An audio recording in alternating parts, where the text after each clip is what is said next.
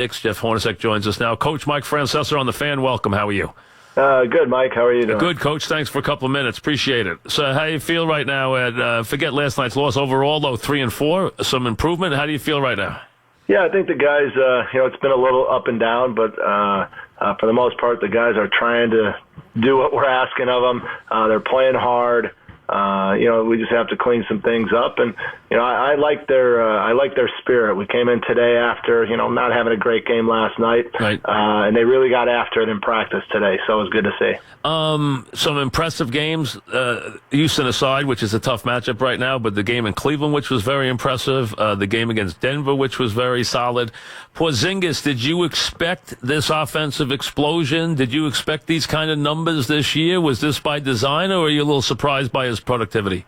Well, I don't think anyone can expect a guy to come out in 5 of the first 6 games, score over 30 points. That's expecting a lot. But we knew he was capable of scoring big for us, and a lot of things we do are leading with him ended up with the ball. And he still has to make the shots. I think he's made great improvements and strides in that mid-post game.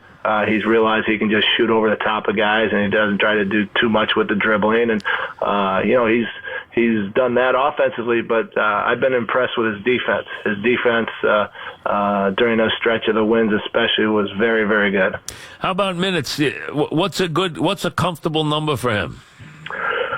We just have to kind of see how it goes. I think he's at that age. He's been in the league for a couple of years that we can push his minutes a little bit. I think we've been kind of maybe a little too tentative the first, at least, last year or two when I was here, of not trying to wear him out being a big guy. But he's worked hard over the summer on strength, conditioning, and this and that. And, we come to a practice after, a couple games, and you're trying to gauge, does he have much energy for practice? Trying to see if we're wearing him out, and he's been great. Practices, he has lots of energy. He's trying to be our leader on and off the court, and right now he looks like he's in great shape and can handle the minutes we're giving him. You've been around this league forever, as people know the kind of player you were and the teams you were on. When you have a guy who is very active like he is, and you're going to ask a lot of in terms of productivity, but he is that tall. I mean, do you have to make concessions to that from a standpoint? And do you worry about injury more because of the size, or should we forget the fact that he's that big and not worry about him and just treat him like a normal player? Well, there's some concern from the coach's side of it. Wearing a guy out when they get worn out, that's when their tendency is to get hurt. But I think from their side of it, from KP's side, that he wants to take on this role.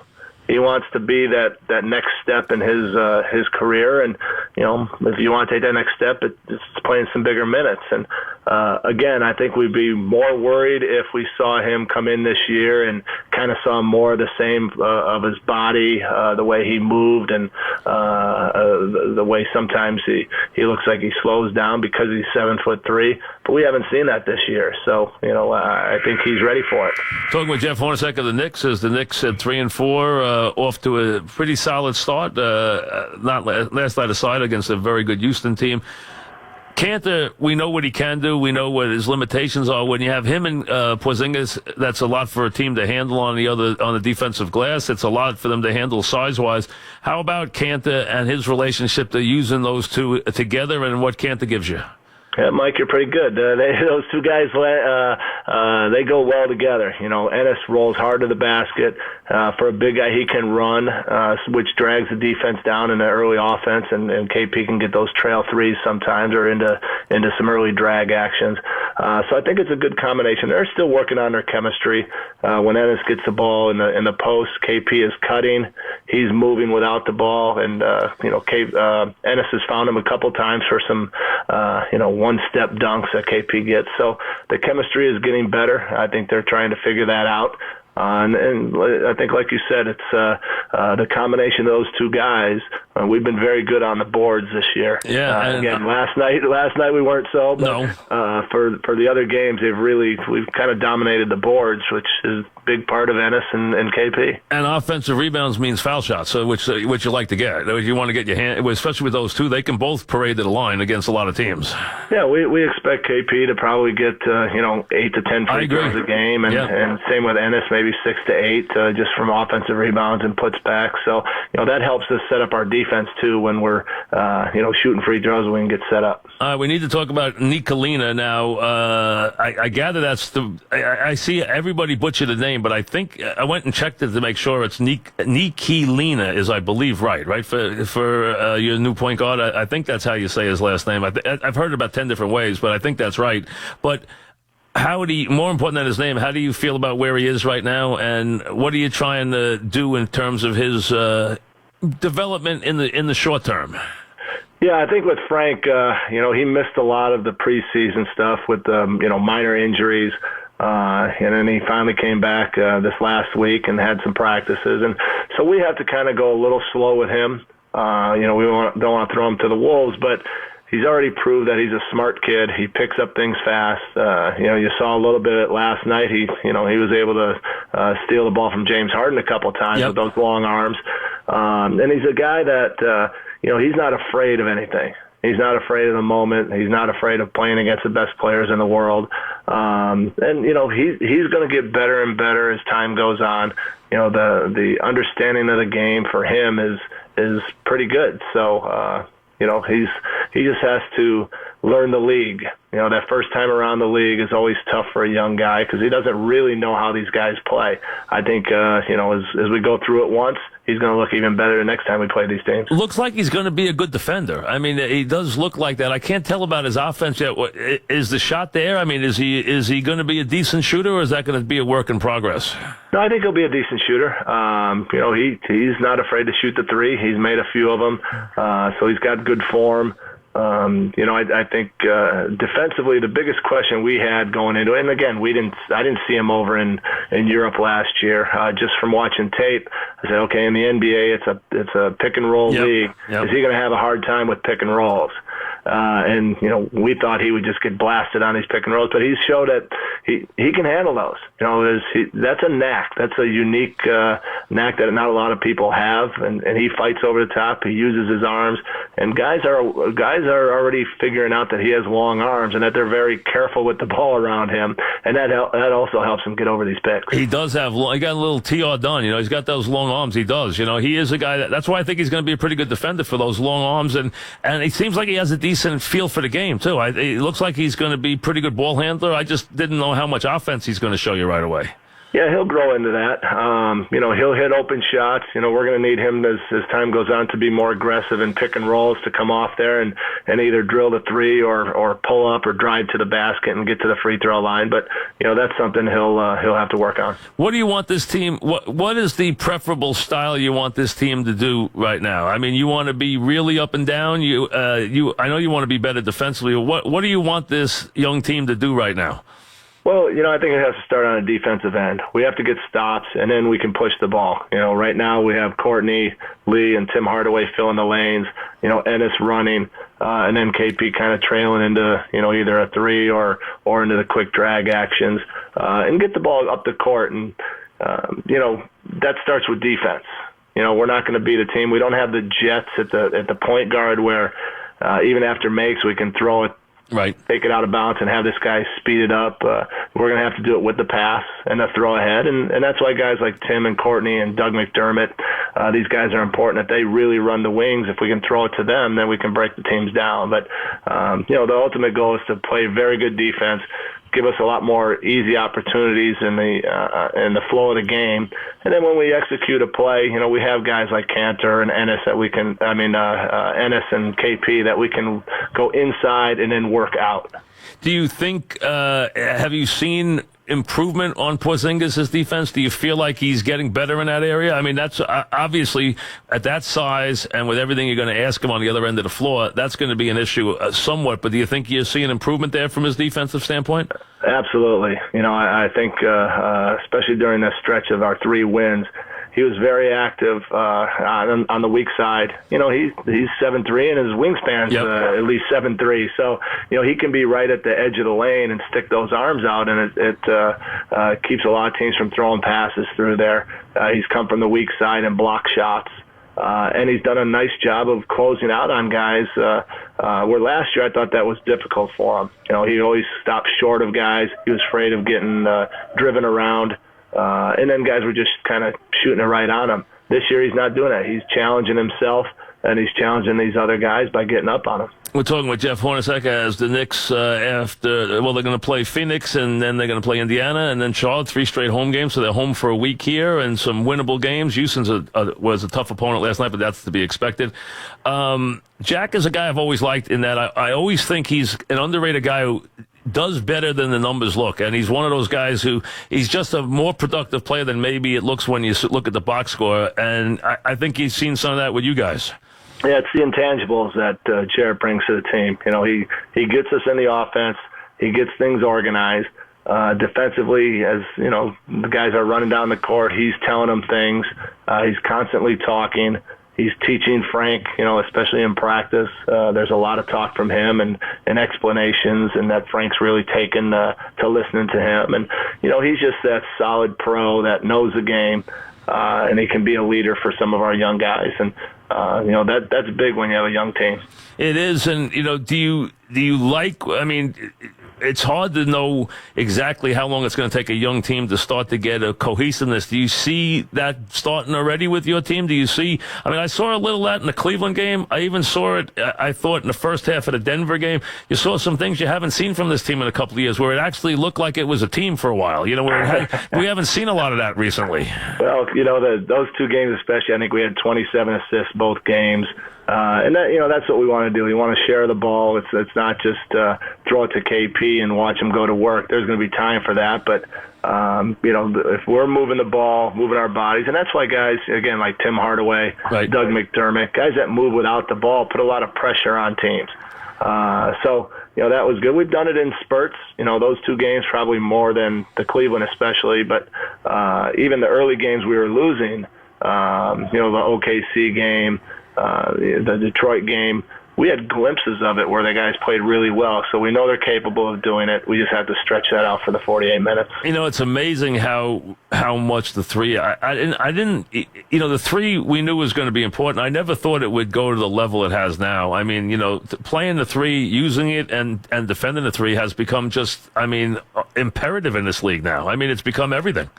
Yeah, and it all starts on the ball handler, and that's what makes it difficult with the new rules that are out there where you can't, hand check or get up into guys. Every time you do, they call a foul. Guys like James Harden, Russell Westbrook, these guys who can just get a little screen and it puts you in a 4-and-3 opportunity, and that's when guys can kick it out and get those open threes, and guys keep stepping further and further out. Yeah, it's unbelievable, the range. I think Curry, listen, you were a good shooter, but think about now where and Curry, I guess, is the one who really started it, but even Porzingis the other night against Denver, he took a shot that must have been 30 feet in the first half.